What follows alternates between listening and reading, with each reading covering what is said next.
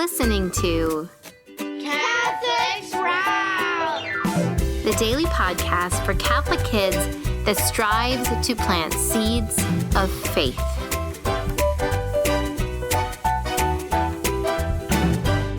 Hello, Sprouts. Today is July 10th, and it's Monday, the 14th week in Ordinary Time. My name is Chris Carstens, and I'm going to be your guest host for the week.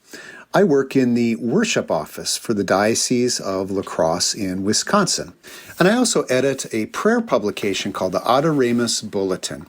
But mostly what I do is to help people to pray, and pray especially the Mass, and especially my own 8 kids. And praying the Mass is going to be our topic for the week. So let's get started. And we're going to start at the door, because praying the Mass means getting off on the right foot. So even before the sign of the cross at the beginning of Mass, we have to get our minds and our senses and our souls and our hearts and our eyes right. Jesus says some strange things, or at least on the surface of it, some strange things in the Bible. One of them is, I am the door. Now, as I say, this seems like a strange thing to say, at least for me. I don't know what you think, but have you ever called yourself a door, or a window, or a chair, or a table, or anything like that? What could Jesus possibly mean when he says, I am the door? Well, when we read some of the stories in the Bible, Jesus makes some sense here. This line that he says starts to become clearer to us.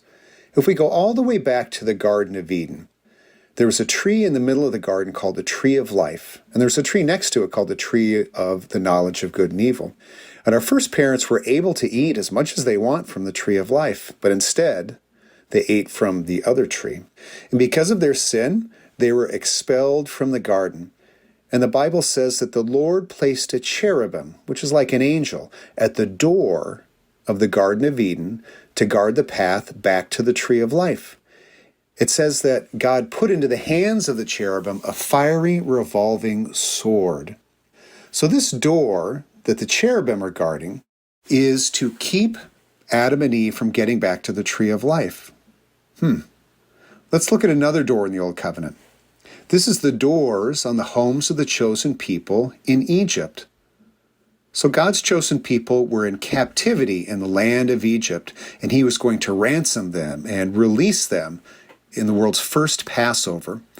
But before they left the next day, they had a Passover meal where they ate a lamb, and the Lord told them to take some of the blood of that lamb and to put it on the door of their house. Because later that night, God would send an angel who was going to destroy all of the firstborn.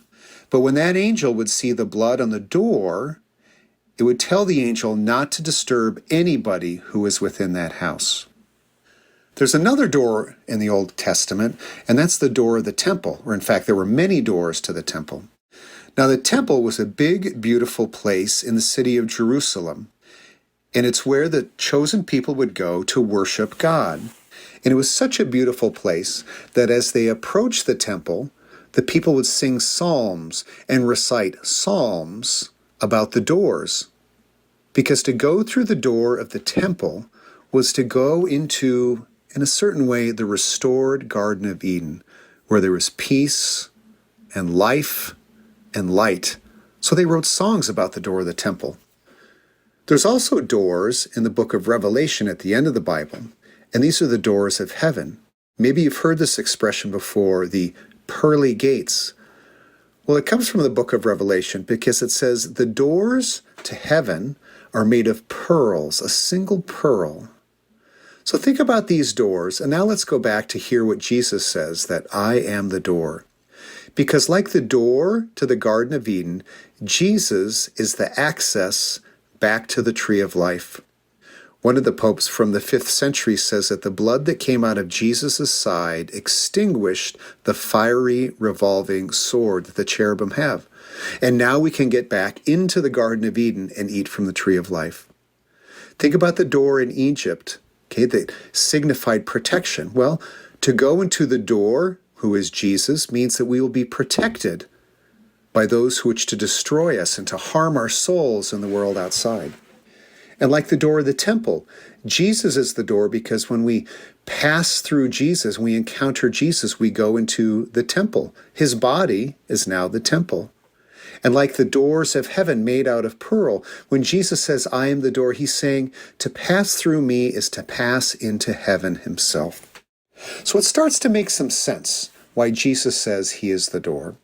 So the next time you go to Mass, I don't know where you park, where your family parks, but see if you can go through the main door of the church, because that's an image of Jesus.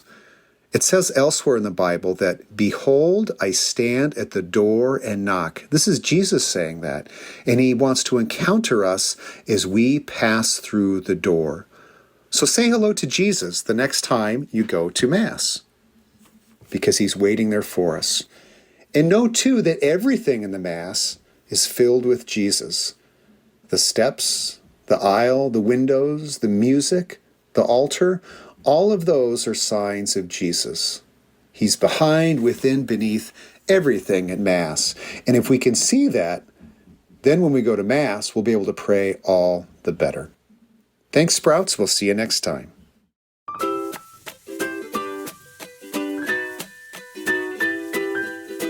That's it for Catholic Sprouts today.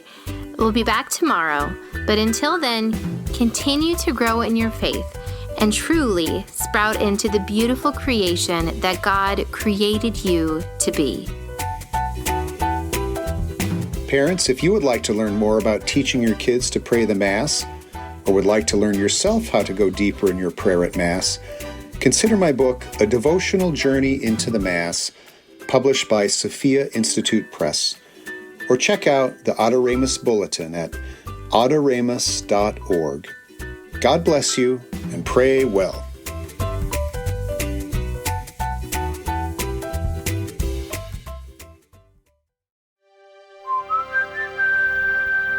This podcast is part of the Spoke Street Network. For more great podcasts, visit spokestreet.com.